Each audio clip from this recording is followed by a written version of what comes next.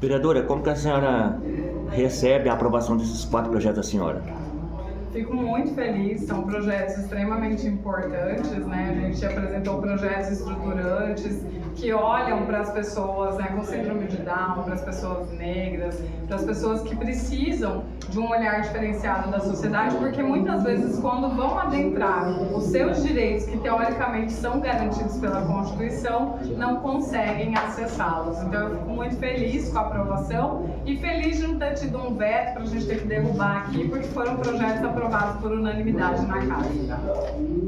Vereadora, hoje profissionais da educação estão manifestando a categoria da rede municipal, dizendo que por conta da lei de diretrizes orçamentárias que não foi incluído o plano de carreira, eles podem ter prejuízos de remuneração a partir do ano que vem. Como que está a tramitação da LDO? Está tendo movimento aqui na Câmara para dar essa resposta executiva ou não?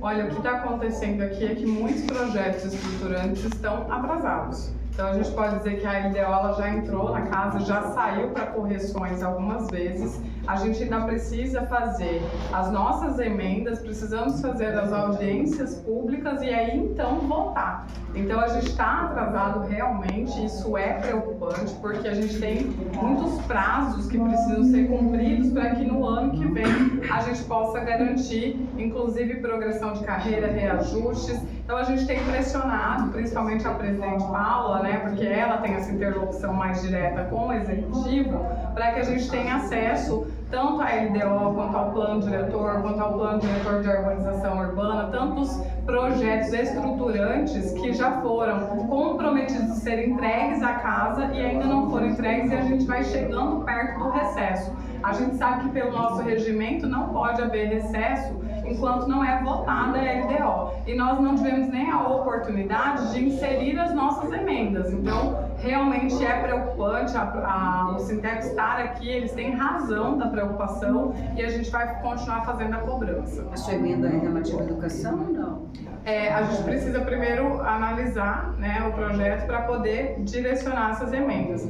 A gente vai fazer com certeza para a educação, para a assistência social e para as pautas que a gente mais, né, tem essa afinidade, feito fiscalizações. Infelizmente, eu já ressalto que na LDO do ano passado todas as emendas de vereador foram vetadas e tiveram pareceres para rejeição, com a justificativa de que o vereador não pode interferir. Se fosse assim, a LDO nem precisava vir para cá. Então a gente vai lutar para que esse ano seja realmente entendido que essa LDO ela pode sim ser mexida pelos vereadores de acordo com a realidade da cidade e a necessidade que a gente levanta em fiscalização. Vereadora, a senhora propôs a criação de uma CPI para investigar a educação. Nesse momento, a Justiça pediu para suspender ou finalizar a CPI da CS-MOB.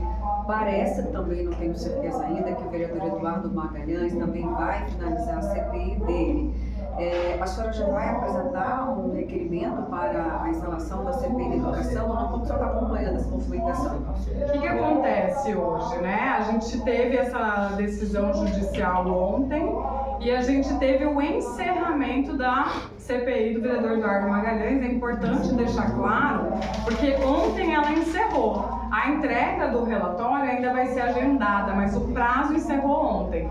Quando o prazo encerrou ontem, às 17 horas, a vereadora Maria Valone pediu o desarquivamento da CPI do assédio sexual. Por que eu não fui lá correndo pedir o desarquivamento da CPI da educação? Porque nós tínhamos feito um combinado, como a vereadora Maria Valone apresentou antes, a CPI do assédio sexual e possível improbidade administrativa e desvio de recursos públicos para recursos privados para uso público, a gente deu preferência para essa CPI, foi lido o desarquivamento agora e na prática a CPI da vereadora Maria Valone deve ser instalada no próximo colégio de líderes. Por que eu digo na prática? Porque eu fiz uma questão de esclarecimento com a presidente e a presidente disse tem que ir para a procuradoria, tem que consultar, ou seja, a presidente não está presidindo agora porque eles estão reunidos pensando como é que eles eles fazem para novamente bloquear a CPI do assédio sexual, e o vereador Demilson Nogueira novamente apresentou uma CPI da educação, que está ali na mesa de leitura. Só que pela regra que eles mesmos criaram, com as entrevistas que eles mesmos deram, a CPI do vereador Demilson Nogueira não pode ser apresentada nesse momento, porque nesse momento, com o desarquivamento da CPI da Maria Valone, nós temos 5 CPIs na casa. Então nós precisamos que seja resolvido pela Justiça a CPI do vereador Tenente Coronel Dias, porque eles cabem recurso, e depois do recurso apreciado, se de fato ela cair, aí é o desarquivamento da minha CPI ou a corrida do vereador Demilson, que vai continuar correndo para blindar o prefeito quantas vezes for necessário, porque há um desespero, né? Ontem foi 21 horas, 20 horas eles estavam protocolando a assinatura no sistema, porque há um medo, um terror de que a CPI da educação, dos contratos da educação que a vereadora Maísa Leão apresentou, possa ser a CPI que venha a ser instalada. Então é assim que nós estamos hoje. E essa articulação inclui então a presidente da casa, como a senhora está dizendo, essa blindagem ao prefeito? Com certeza a blindagem e o desespero do prefeito em reinserir no cargo a presidente da casa tem deixado muito claro o enfraquecimento dessa casa. Porque quando você tem um prefeito que entra na justiça para baixar o quórum, que está dentro do regimento interno de uma casa legislativa, que é um poder independente do executivo, e ele está querendo interferir diretamente no quórum necessário para poder reconduzir a reeleição, e você tem uma presidente que abre uma sessão dizendo, não, peraí, a gente precisa ver se o desarquivamento está correto, quando já se sabe, já se foi debatido que o desarquivamento está correto, a gente percebe que há um trabalho em congruência da base da liderança do prefeito e da presidente desta casa. E isso é importante ressaltar, porque muito se fala em machismo, em não permitir que a presidente concorra. Mulheres e homens, desde que não sejam tratados com desigualdade,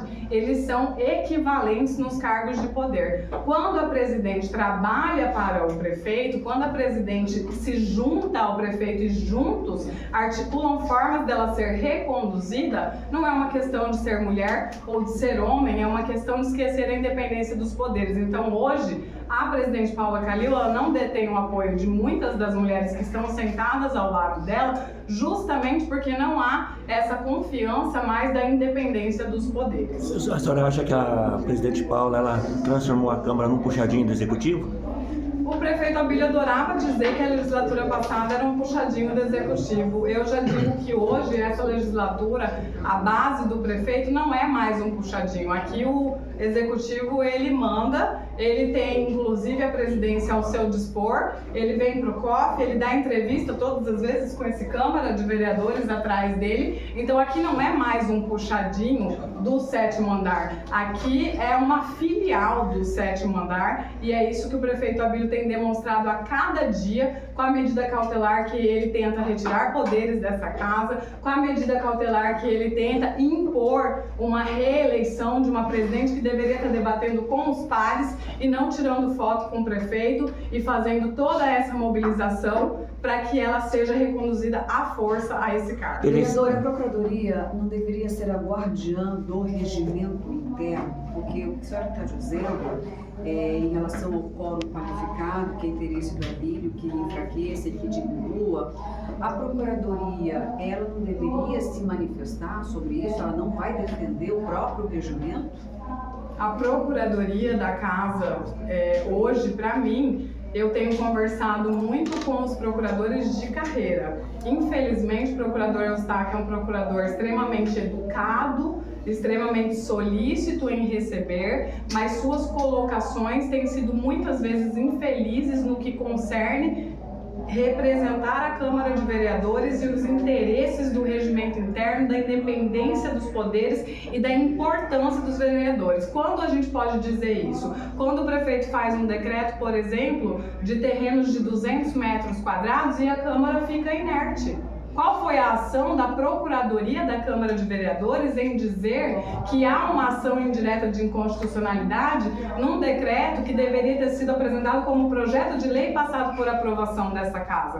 A cada vez que a Procuradoria se silencia e não vai defender a importância dos projetos serem votados pela representatividade dos 27 eleitos, ela demonstra que ela não cuida mais do regimento como deveria cuidar. A minha confiança, não na Procuradoria daqueles que são concursados, mas a minha confiança na Procuradoria daquele que é o Procurador-Geral, ela está abalada e eu já falei isso para ele, olhando nos olhos dele. E nessa polêmica da habitação, qual é o posicionamento da senhora?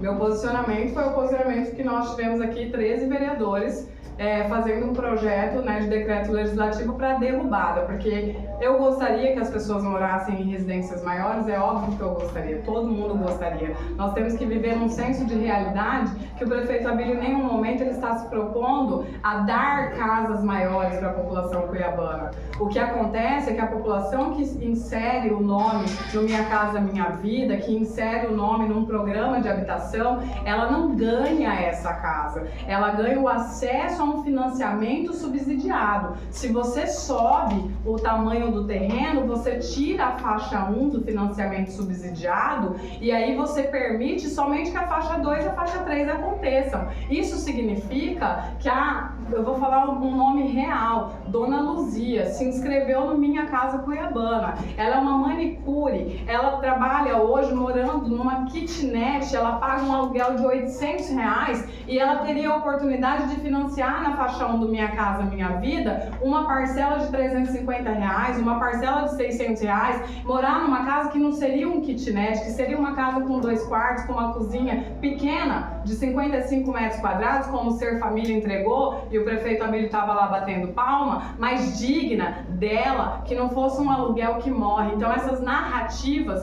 que o prefeito faz de querer dizer eu quero uma casa maior para o Cuiabano, quantas casas ele entregou para o Cuiabano, maior, menor, quantas casas ele propiciou, quanto da habitação melhorou no município de Cuiabá. Então a gente precisa ser honesto, essa narrativa fere quem mais precisa. Vamos entregar o Casa Cuiabana, que é subsidiado pelo governo federal e pelo governo estadual, vamos entregar com dignidade, faz alguma coisa pelo povo cuiabano e aí pode vir aqui falar.